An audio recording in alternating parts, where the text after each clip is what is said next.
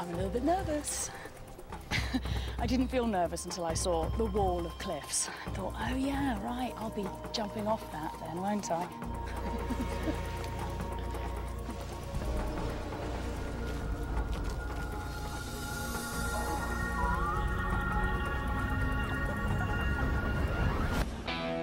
I'm Lucy Cook, and I love freaks. I am immune to cute. I do whatever it takes to seek out the world's strangest creatures. Ow! In the wildest places. I'm on a mission to show you why nature's oddballs are truly the most amazing animals on Earth.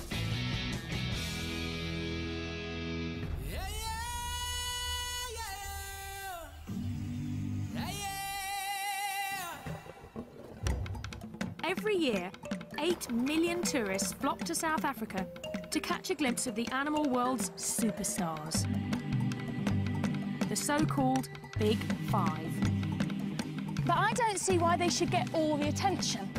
So I'm here to seek out the ugly, the weird, and the overlooked. My very own odd five. They're animals so bizarre that their strange looks and habits are getting them into trouble. Yet their freaky stories are rarely heard. Maybe that's because they've got some rather challenging personal habits.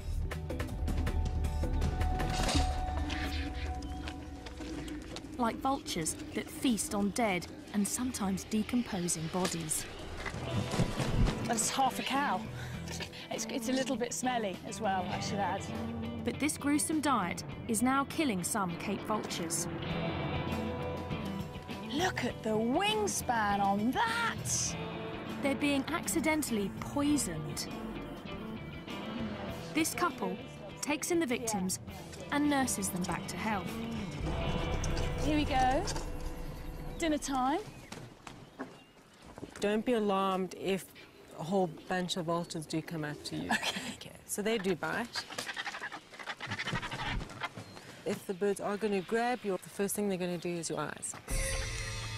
So I have to wear sunglasses and a cap to protect my eyes from being pecked out. But other than that, apparently they're very friendly. Carry on walking.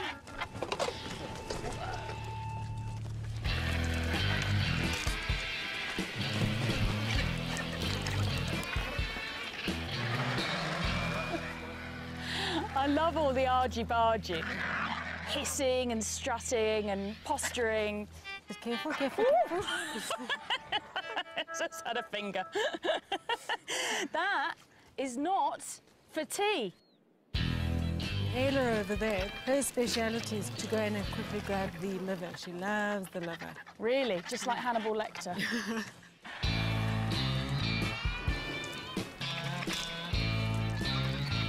It's pretty obvious now why they have a bald head. It's to keep them clean when they're eating. Exactly. Yeah.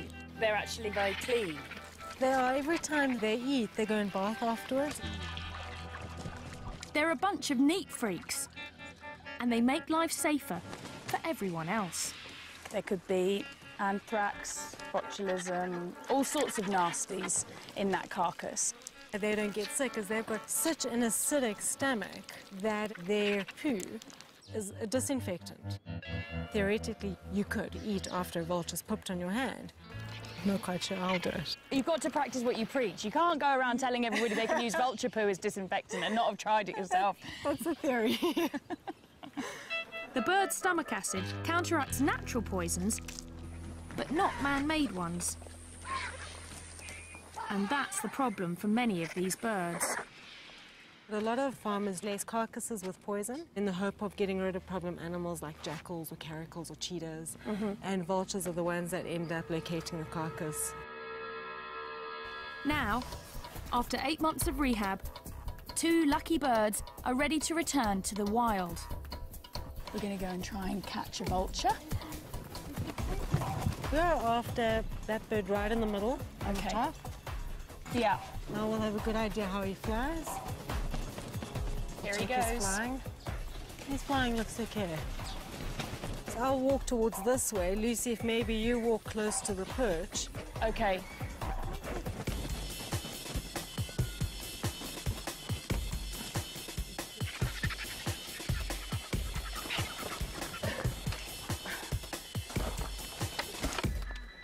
Well, he's quite a small guy. Do you want to try and grab him? All right.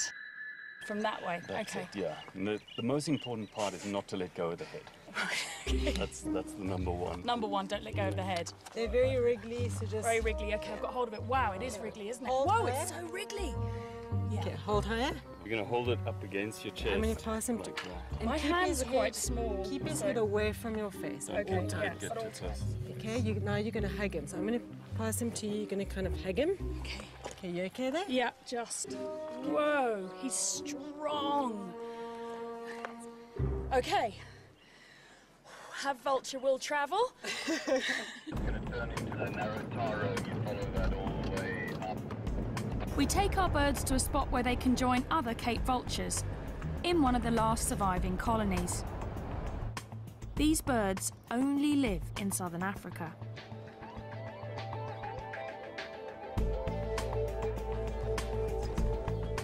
Let's give these birds their freedom then. Cool. Here you go. Time to go. There you go. Look, it's time to be free. This whole area, it's all for you again. I can't really believe it. No. There we go. Straight off and heading for home.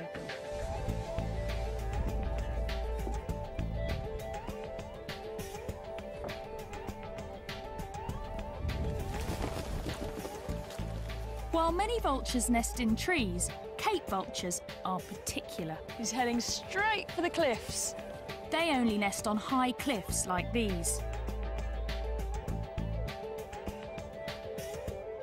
And there's only one way I can see how they do it.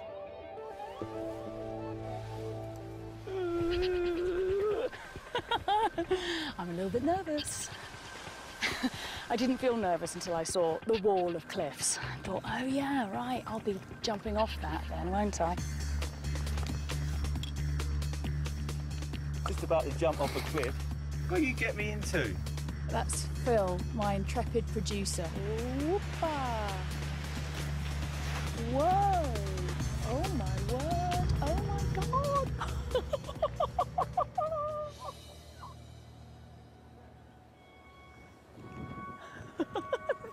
They're gone, and there's 2 vultures. What people know about vultures is that they're fantastically ugly, but what people don't really know is that they're the world's highest flying bird. And in fact, one vulture even crashed into a jet at 37,000 feet. I'm hoping we don't have to go that high. We won't be going that high, will we? No, not today. You promise? Okay. Paragliding reveals how surprisingly curious and social the vultures are. You can see the birds coming out and joining them already. Oh, wow! They get to know you and they actually enjoy flying with you, so they'll follow you around. To sort of play with you. Yeah. combination of nervousness and excitement, the likes of which I haven't had ever, I don't think. All right, we're gonna go. Okay. And let's go.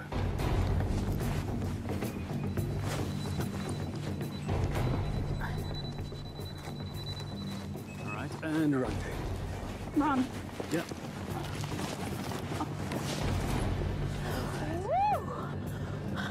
All right, well, how does that feel?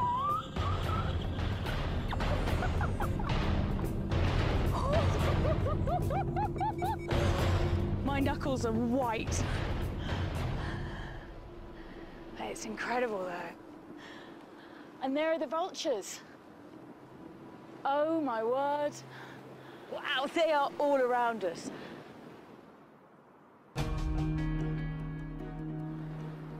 And they do seem like they're hanging around with us, enjoying the ride.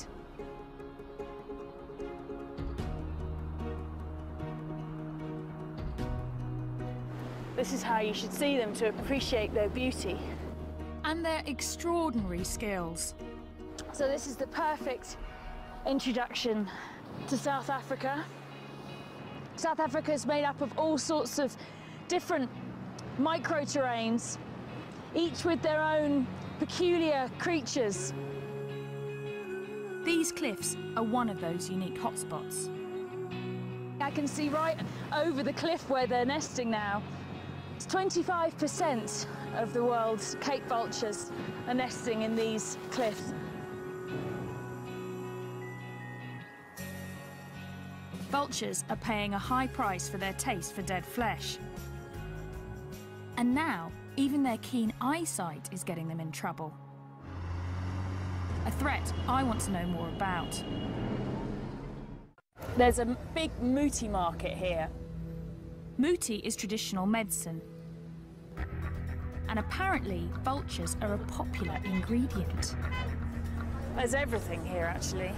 There's a lot of herbs and plants, and then just a lot of unidentifiable bits of animal.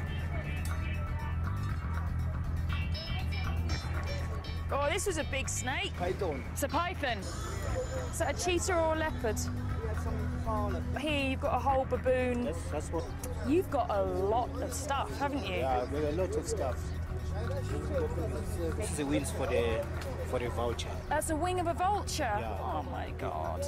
Okay. What's your best stuff? What's your biggest seller? Vulture brains. People want vulture brains. That's the big seller, is it? Yeah. How to use And- this one? You can make powder. Yeah. And then you can put here. And Okay. then you can smell. It helps so you can see to the future, you can see what's coming, and they can give you this to open up your mind. Dimmy was once a student of all this, and I've asked her to be my guide. Also, it's good for gamblers. Yeah, it's good for the lotto. The lotto number. Lotto number. Right, okay. As if it wasn't bad enough that they got farmers poisoning them, they're also getting their brains sniffed in order to win the lotto. The belief is that the traits of the animals transfer to the buyers. The vulture's got amazing eyesight and makes you be able to sort of see into the future. Dimi, can you help me? Does he understand that the vultures are endangered and that there's not many vultures left? Okay, ufungwazi ukuthi mhlambe ngevulture wangifana noma usala ngembuzi nge-A1. Yeah, I know. Yeah, it's true. But it's a business. Yeah. It worries him, but it's a business. It's part of a tradition begun centuries ago, before other threats put these animals in so much danger. There are clearly an awful lot of endangered species here. This is a scale of a pangolin. I love pangolins. Pangolin scale. A pangolin scale is said to protect you from evil, wrapping you in armour like the animal itself. In 2011, at least 8,000 of these bizarre mammals were seized from black marketeers.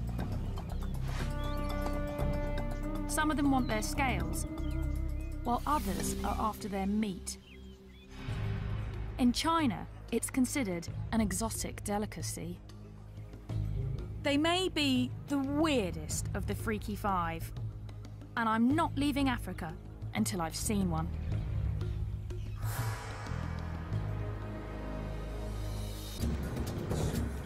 finding a pangolin is turning out to be a real challenge.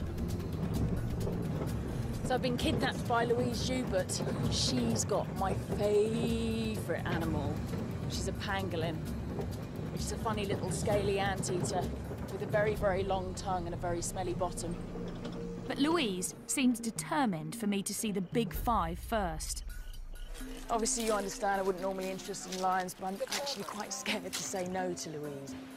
They're big lions, aren't they? They're big. It's very easy to put your claws through there. Louise rescues and rehabilitates animals and then sets them free.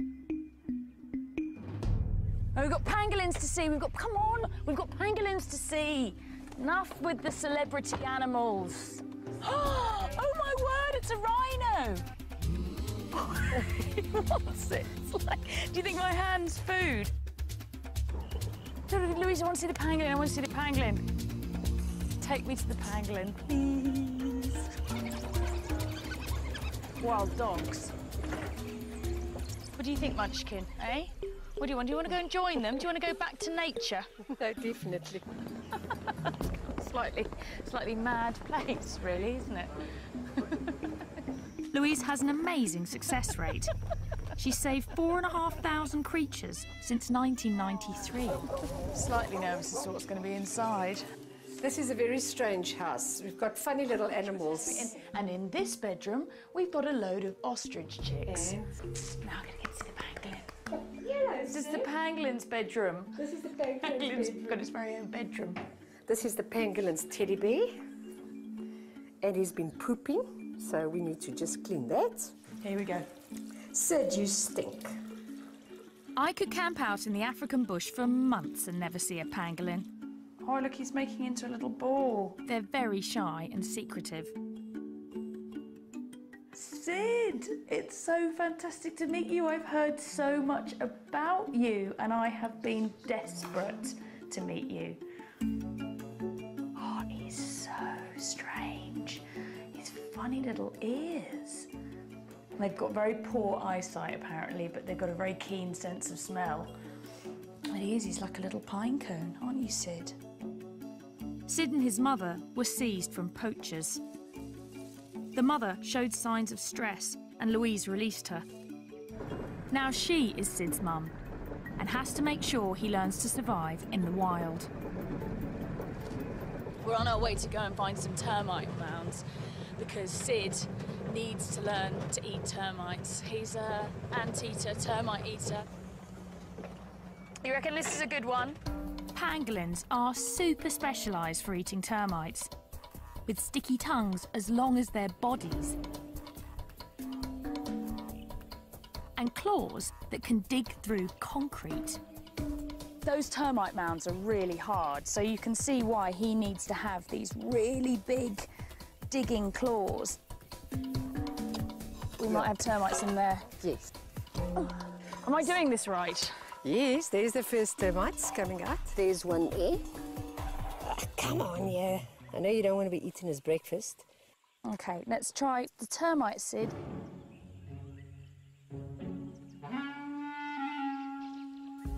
Come on, Sid, there's a termite. The termite, Sid, is there, right in front of your nose. No, OK. It's there. There it is. Look. Look there. Look. Look, termite. That way. It's possibly still too small. We don't even know which particular type of termites he likes, or ants, or whatever, but we'll find out. Yeah. Soon, Sid should be able to sniff out termites from hundreds of metres away, and hopefully other pangolins. They communicate to each other by leaving scents from a gland in their bottom, and that's how that smells very bad to humans, but it probably smells fantastic to other pangolins. And so this just must be a crazy amount of new smells going on out here. See how he can curl like that into a ball? That's their defence, is that he can curl right up like that. It's the perfect time for Sid to start hunting for termites. They're emerging from their underground hideouts because the rainy season is starting. that. Big storm. But I'm afraid the weather will send the next of the Freaky Five running for cover. That's that pre-storm wind. Here it comes. It's been so hot all day. And now this wind started up, and that always means, yeah, I can start to feel it now. It's suddenly the temperature has just dropped. I might go inside the car, actually. And now there's a hailstorm. Even the weather's odd. And it's going to make finding the crazy lizard I need to see next a little bit insane.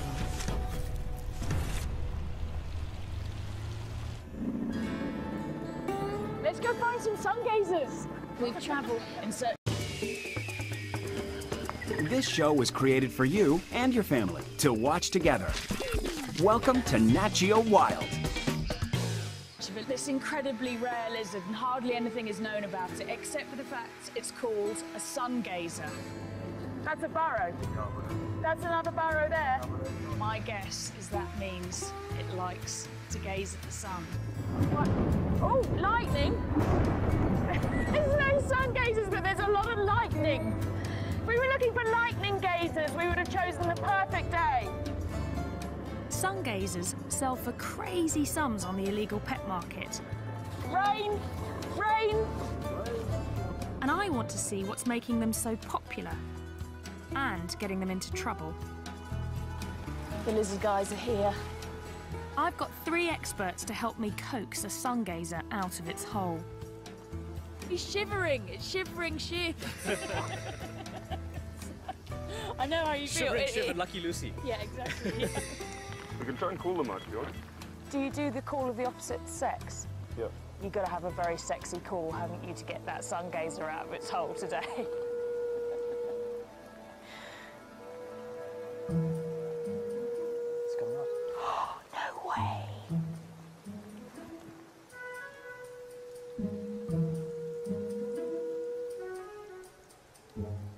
I'm just messing with you. I was all excited. I did think it was weird. I was thinking to myself, they really make that noise? I'm thinking, well, I don't know, I'm in South Africa, I've never been here before. It's like anything could happen, but... Luckily, the lizard men have some they're studying that they want to release. In this bag, the Holy Grail, the famous sun gazer lizard. Wow, he's cool. Look, he's so thorny. She. Look at her. These sharp spikes help make the sun gazer a hit in the pet trade. They're there for protection. These spines, these are the occipital spines, and these are what they stick into the roof of their burrows, so they can't be dislodged. I see, so their defense is to sit in the burrow with the head down, the tail sticking out, and then if a meerkat or something comes along and tries to yank one out, these spines around the head yank on, and then they can't pull them out. The burrow's also for defence. And we want to return this girl to hers. There it is. This one's a really nice hole. I would like to live in there. Would you? No, look at it. I mean, it's got a nice runway. It's well furnished. Not too long grass. What, 2 bathrooms? These guys want to learn as much as they can because no one knows how many are left in the wild. This lizard is only found in this tiny area, isn't it? They're found only in the South African highlands. They're very rare. They look incredibly fierce, but they're really very passive and easy to handle. It's a recipe that some exotic pet owners can't resist. Look at these spines and look at these spikes. They're like living dragons, really. There's nothing else that looks like this. Apart from you this morning when you turned up with your hair, actually. You looked quite like you'd styled yourself like a sun gazer. You know, you say owners start looking like their pets. Then you start looking like your study animal. Yeah. OK, well, listen, madam, you're going to go off and you're going to find yourself a boyfriend and make lots of little baby lizards. Go! On your marks. Get set. Go! Go on, girl. Go on. Yeah. You like lizards quite a lot though, don't you, Shiv? Very much. Yeah, because I've seen your earring. Bit of a giveaway. Yeah. When you get into a project like this, you want to be the saviour, kind of. I think you'll be the saviour of the lizards. Well, I hope so.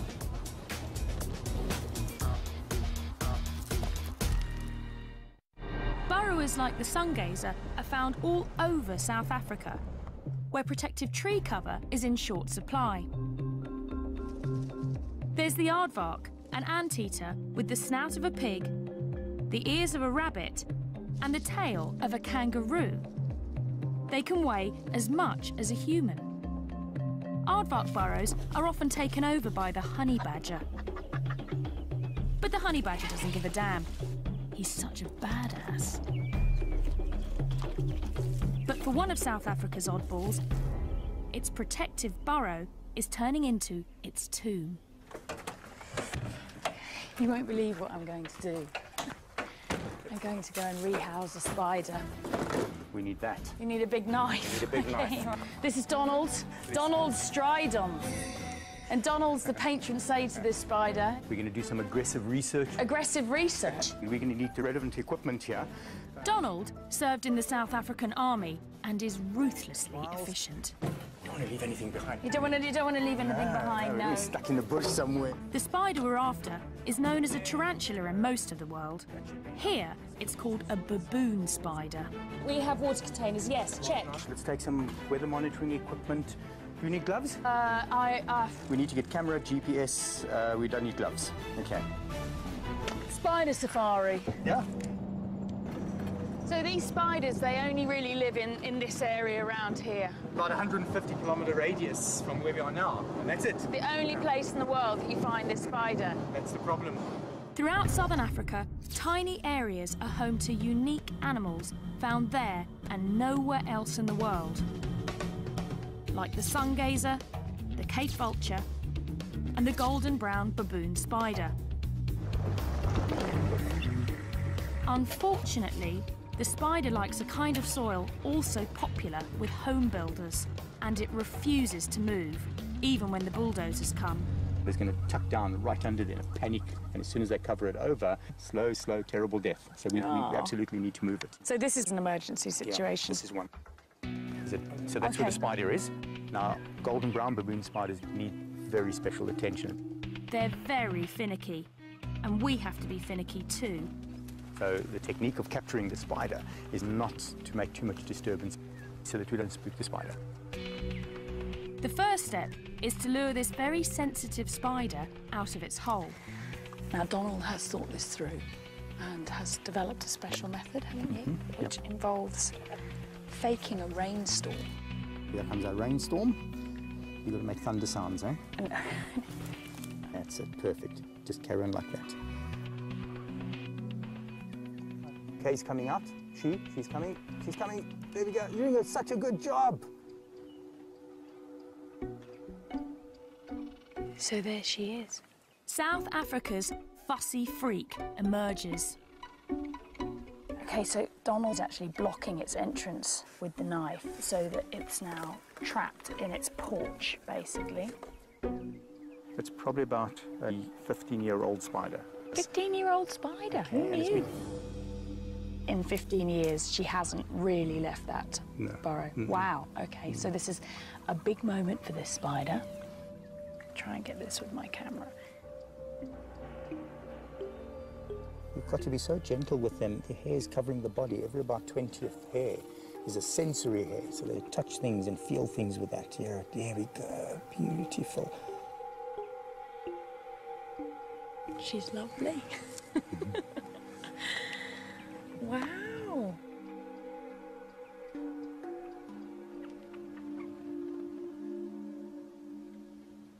She's kind of on your hand already. Is she really already? Yeah, you hardly feel it. You know. I can feel it, yeah. Wow. I'm slightly worried she's going to run into my shirt sleeve. She won't run too fast. How long does it take for the spider to build this hole? Took it about 5 to 7 years. That's incredible. I totally understand why it wouldn't want to move. The hole is the spider's life's work. It won't simply dig another once we move it. So that's half the job. Less than half. We need to get a mould of that hole. If you don't shake it properly, it doesn't foam nicely. Yeah. Now Donald is making it his life's work to figure out exactly what the spider likes. That's it. Ooh. Okay, we need to get a GPS reading here. We need to get weather conditions. Donald's quite 24 serious. degrees, 22 minutes. Yeah. So how many spiders do you think in total there need to be relocated here?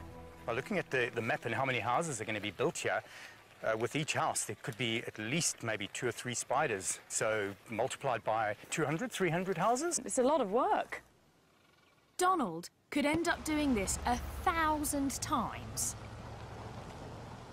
Meanwhile, our finicky baboon spider still needs a new home. We should use this area. This is our spider's home. This is what was underneath.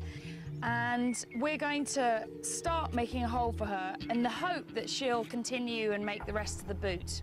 Yep, exactly. Okay, so what direction? We were 24. What do you say about that spot? Donald has learnt to be as fussy as a spider, having to try and rehouse. How many have you tried? And I hate to say failed, but I mean it's...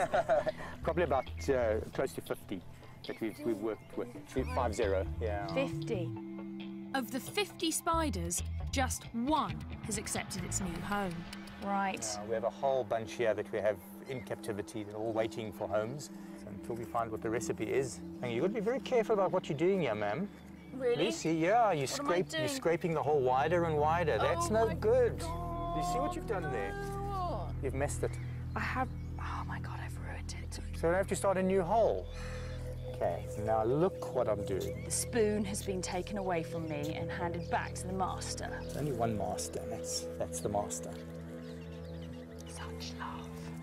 Would you like to do the honours? I would love to do the honours. So I'll just put it straight into your hand. Okay. She is a really beautiful spider, actually. Okay, so I'm going to try her face first. Oh, let's see if she accepts it. Look, you got a new home. Did you just realise there's something there? There's something there. So we can just guide her. We'll have to guide her because it's not her home. She can accept into it. Your hole. Hey, she's accepting it. Well done. Excellent. That's so cool. I'm so happy. If all goes well, she'll be here for another decade, where her reclusive life won't get her into any trouble. Well, only another 999 to go. I'm betting Donald will move every single one.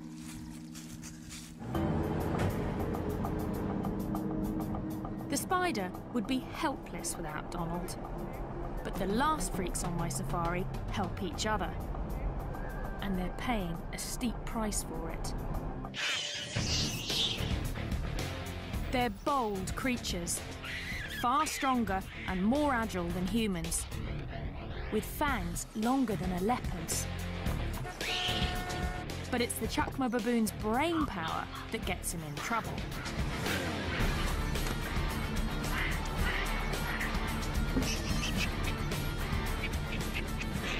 They can work together in raiding parties of as many as 100. Not the kind of creature you want to come home to. Unless you're this guy. Yeah, that one looks like he's really quite pleased to see me. The penal display. Just go inside. Go inside? Yeah. Okay, all right. Hello, guys. Matthew and I are becoming friends, aren't we, Matthew? Yeah? You like what you see? When baboons clash with humans, Bob rescues them. Hey, you are a naughty baboon. Yeah, you are a naughty baboon. Yeah. I've only just met Bob, but he seems to be half baboon himself.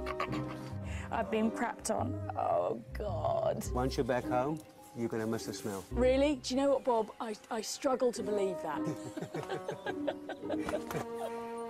So where did these babies come from? Matthew had been saved from a tribal medicinal trade. Others were orphaned when their mothers were shot. They've had a narrow escape, haven't they? Today, many of Bob's baboons are supposed to go back to the wild. But it's something he's never tried to do before. I'm going to help relocate almost 20 baboons. It's an event Bob has worked towards for decades, as he's learned to forge rescued animals into one cohesive troop. It's a massive day for Bob today. Like a sort of baboon wizard, he's collected a group of unloved baboons that have all come from different horrific situations and rehabilitated them here. And today's the day that we're going to dart them and move them to their new enclosure.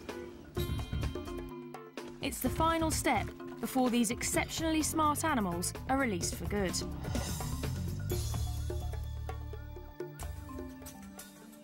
Oh, here they are. Wow.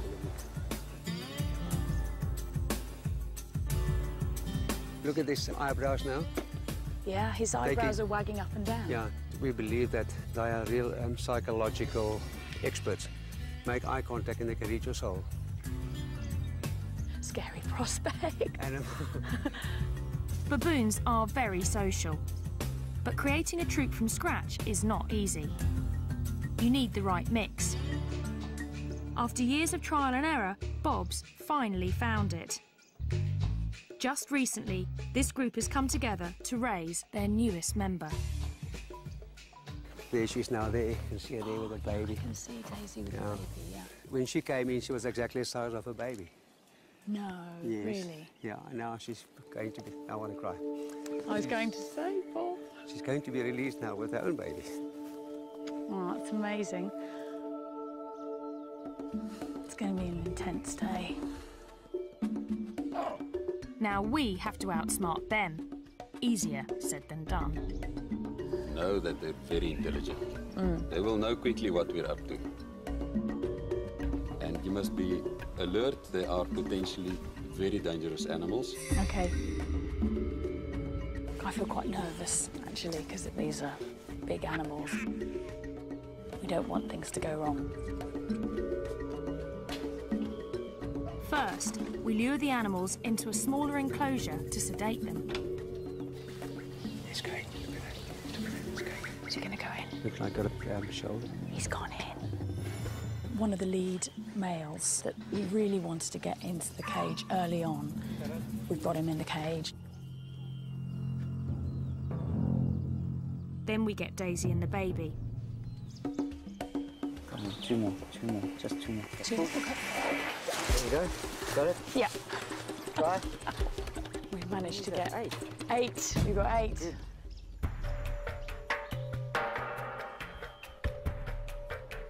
He's so jittery about seeing a gun, you know, because they've been shot at so many times. And Some farmers here shoot to kill any baboon they spot on their property. We want to capture the big male first, or he could make things more difficult.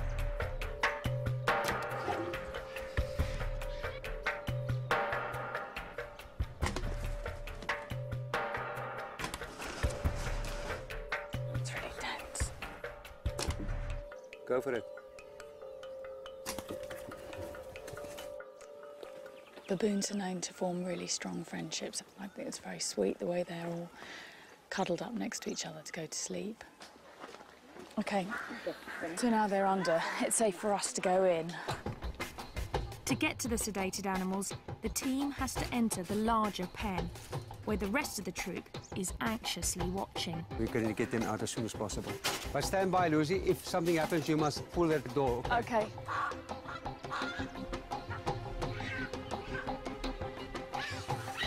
Hear that? The minute that the baby starts crying, they will... Oh, they can tell something's going on. Yeah, they're going crazy because it's the baby. Now with the baby making the sounds, then we must take them out immediately. I've got it, yeah, OK.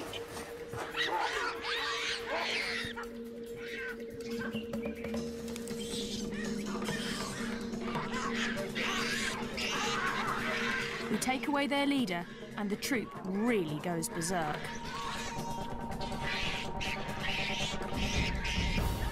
Once strangers, these baboons will now do anything to protect one another.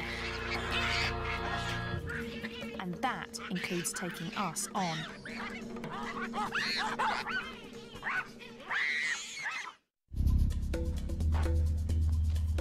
It takes half a day, but we manage to sedate the troop. Okay, there you go, Bob. Let go. Yep, okay. He's left a message behind.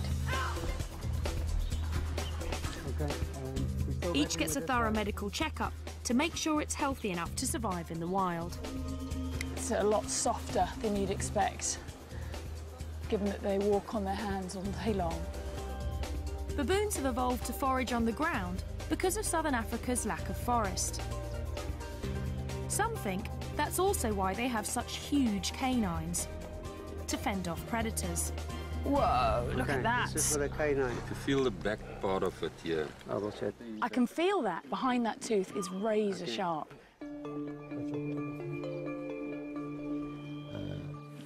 Wow. Okay, can you hold it loose? Oh my word. You got? Yeah, I've got him, yeah. Okay. At last, they're ready to go. So we're putting the baboons in these boxes so that they can be easily transported to the site where we're going to release them. What's going on, eh? You and Mum are going to wake up somewhere completely new and then you're going to be wild. You're going to grow up to be a wild baboon. Yeah, that is. Okay, there we are. Right. Well done. First stage, all good. Bob has found the baboons a home on a nature reserve 80 kilometres from the nearest town. This is the new home. Have you chosen baboon heaven? Absolutely. This is the ultimate baboon habitat. Yeah. We need to make sure the baboons will stay together, so we'll first release them into a temporary electrified enclosure. That's just so that they get used to this area and stay as a group. And then, after a couple of weeks, I'll turn the electricity off, build some bridges so that they can then expand beyond the fence, and then eventually the fences will come down and it'll just be them in the wilderness. Here comes the big boy. Look at them pulling in the pipe. The baboon's got hold of the pipe. 19 baboons in these boxes that would have died or led some horrible, grim existence as pets. And they are about to have their first taste of freedom. And everybody's very excited. No one here has ever done this before. We've got Daisy and the baby in here, and they're going to go in first. Are you guys ready? Yeah. Here comes Daisy, guys. Here comes Daisy. Woo, there she goes. They're kind of looking around like, what the hell happened there? 3, 2, 1.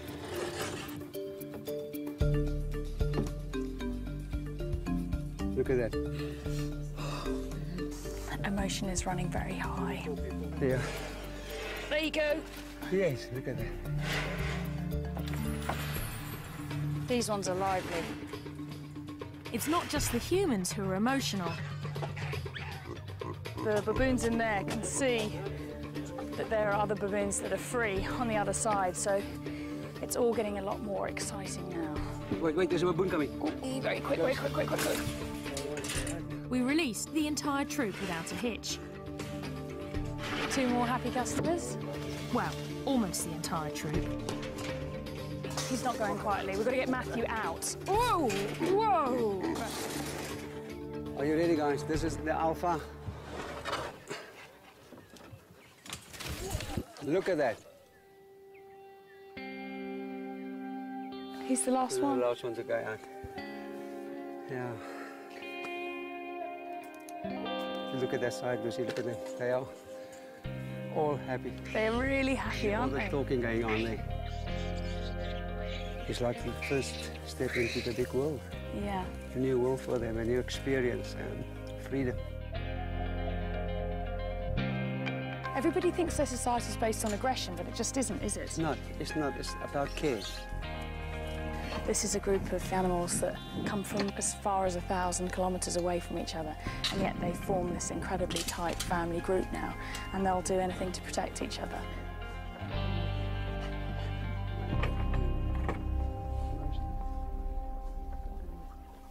Oh, it's hard. You can't not be moved by this, can you? You know, it's like, it's an amazing, amazing moment.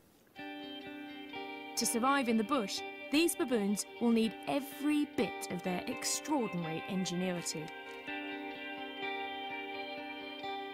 But here, they'll be far away from the human influence that turns their strange asset into a liability.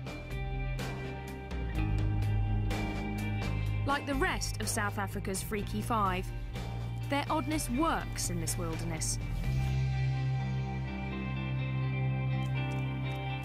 And it's here we can see they're all as wonderful as they are weird.